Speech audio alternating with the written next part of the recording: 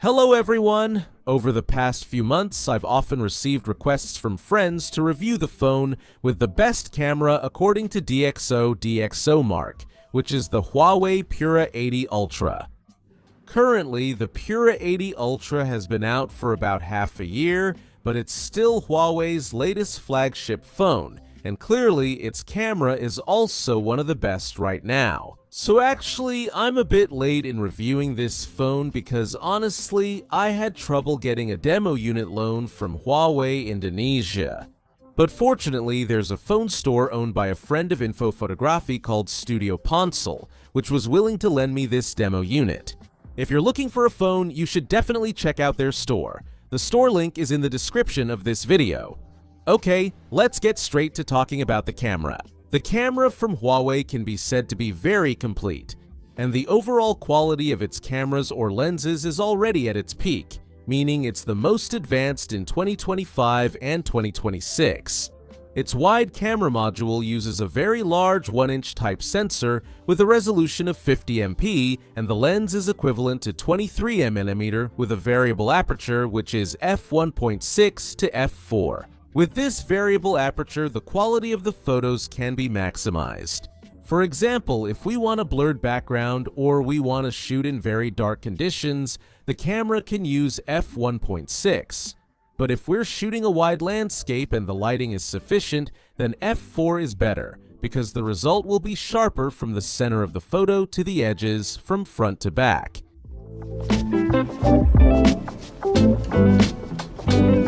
Don't forget to like, share, and subscribe. This Huawei ultra-wide lens is equivalent to 13 mm, which is extremely wide. You can see the comparison between the ultra-wide and the wide. The resolution is also high, 40 MP, with a fairly large aperture as well, which is f2.2. What's special is that there are two telephoto lenses.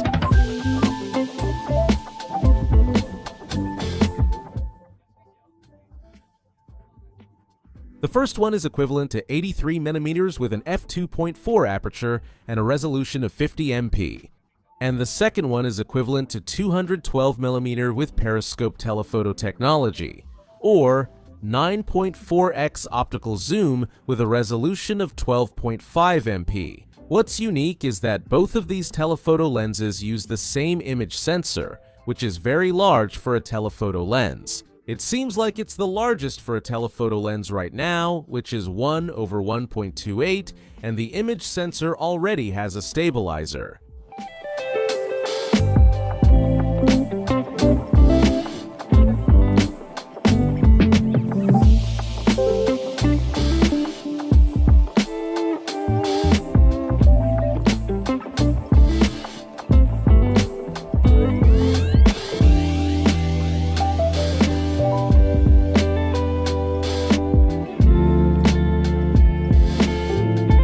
The first time I saw the photos from this Huawei Pura, I was quite surprised because the camera's image quality, in my opinion, is very good and also natural. It's a bit different from the phone cameras I've been reviewing lately.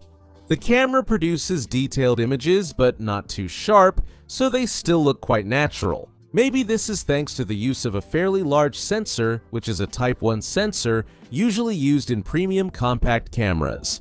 If you remember, Huawei used to work together with Leica to process its images, and now Huawei uses its own self-developed X-Mage processor. This processor seems to play quite a significant role. We can choose from various image profiles created by X-Mage, such as natural, vivid, bright, and mono. I think all four of them are good. If we want results that look like what our eyes see, then the natural profile is the closest match. My favorite is the vivid one. The results are more dramatic because they're more contrasty, the shadow areas are darker, and there's a slight vignette, so the subject of the photo can stand out more. There's only one black and white profile, which is mono, but the results are pretty close to my taste. The contrast is a bit high, but not too high, so fine details can still be seen very clearly. There aren't many profiles on this phone. There are only 4. But in my opinion, each profile has enough character and will be useful in conditions and situations that we often encounter in daily life. Unfortunately, we can't modify the profiles. For example, we can't increase the contrast, saturation, and so on. Because the profiles are fixed, their settings can't be changed.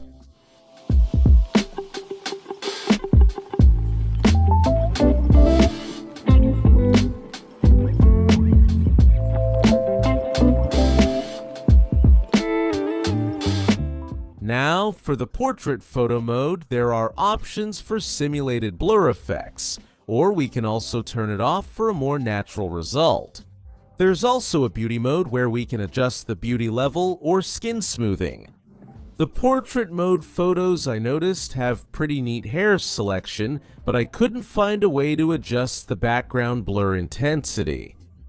By default, in my opinion, the background blur feels quite strong, so the difference in sharpness between the subject and the background is quite noticeable. For me, it's a bit too much, a bit off balance, so the subject looks too sharp and the background is too blurry.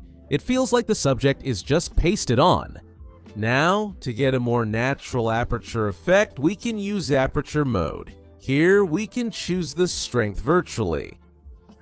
A smaller f number means the background gets blurrier, and if the number is bigger, it means the background is sharper.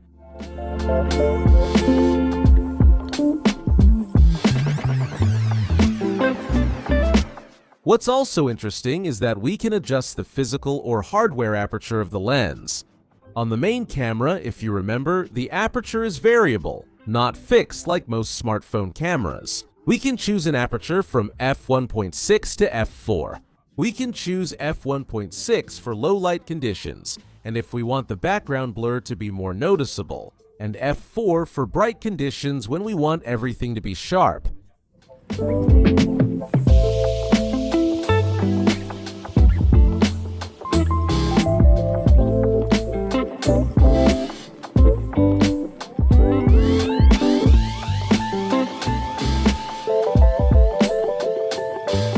Like most smartphone cameras, Huawei also has a night mode.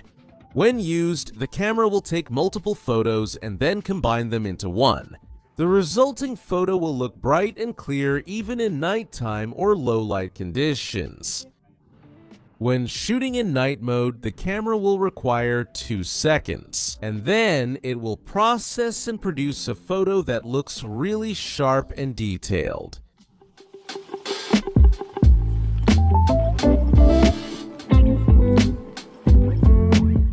The computational photography performance feels quite fast, but if we do it repeatedly, the camera will feel a bit warm. Okay, after we've talked about the camera quality, we also need to discuss the design a bit. Now, the design of the Huawei Pura, especially its casing, looks premium with a glass-like material that reflects light. Unfortunately, fingerprints are easily left on it. The camera section sticks out a bit, and the phone is also quite heavy, at 233 grams.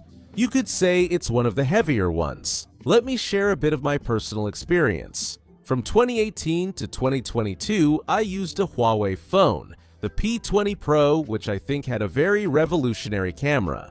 I still have that phone and I used to take it with me to take photos in many places.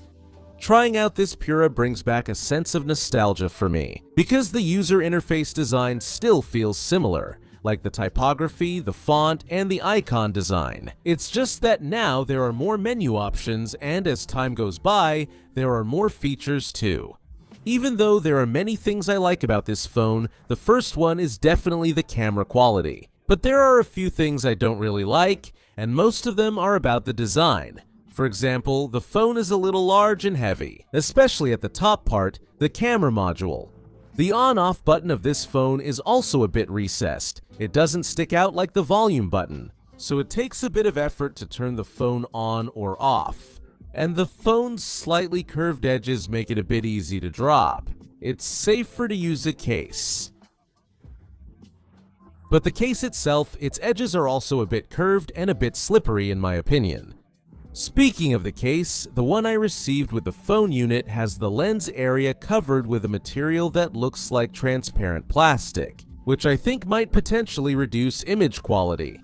so it's a bit inconvenient. If I want to take a photo, I have to open and close the case. Maybe there are other cases that might be cooler, I'm not really sure. But for sure, a case like this is actually good for protection. But the problem is there's a layer on the lens part. Well, that's the only issue. One thing you need to consider before buying a Huawei phone is its compatibility with Google Apps. The unit I received uses the EMUI operating system, which is actually based on Android. So, at a glance, its design looks similar to the Android phones you use. Just like a typical Huawei phone, like Samsung, Oppo, Xiaomi, and other brands. But what's different is that it doesn't have the Google Play Store. What it has is the Huawei App Gallery. Because Google Mobile Service, or GMS, has been banned from being used on Huawei devices by the United States government since 2019. Since then, Huawei has developed its own applications and also collaborated with other app developers. To replace Google Search and Maps, there's an app called Petal, which means flower petal. If you want to access the Google Play Store and Google apps that you might use daily, like Gmail, Google Maps, Google Drive, and so on, there's a solution, which is to use an intermediary like Gbox. I myself have never used Gbox, and according to user reports, some Google apps work smoothly. But sometimes there are apps that don't work smoothly, especially if we're using an older Huawei phone. If we're using a flagship Huawei like this Pura 80, it should run smoothly. Okay, that's more or less my impression of using the Huawei Pura 80 Ultra. It's a phone with very high quality camera hardware. However, for me, as someone who has tried various phone and camera designs, I feel that the interface and camera design of this Huawei phone could still be improved in terms of functionality. For example, for the portrait feature, we should be able to adjust the intensity of the blur. Then, the case design should be more practical, especially for the camera section. In terms of image quality, the Huawei Pura 80 Ultra is indeed one of the best right now. When I use the main camera or lens, like the 1x and the 3.7x telephoto, the results are great and very detailed, as you can see in this review.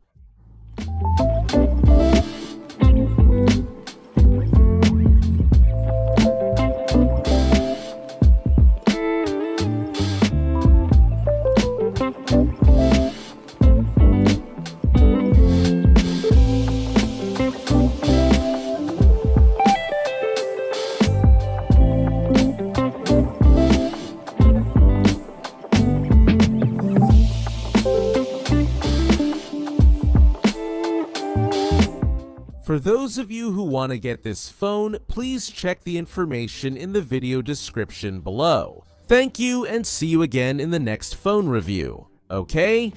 Bye!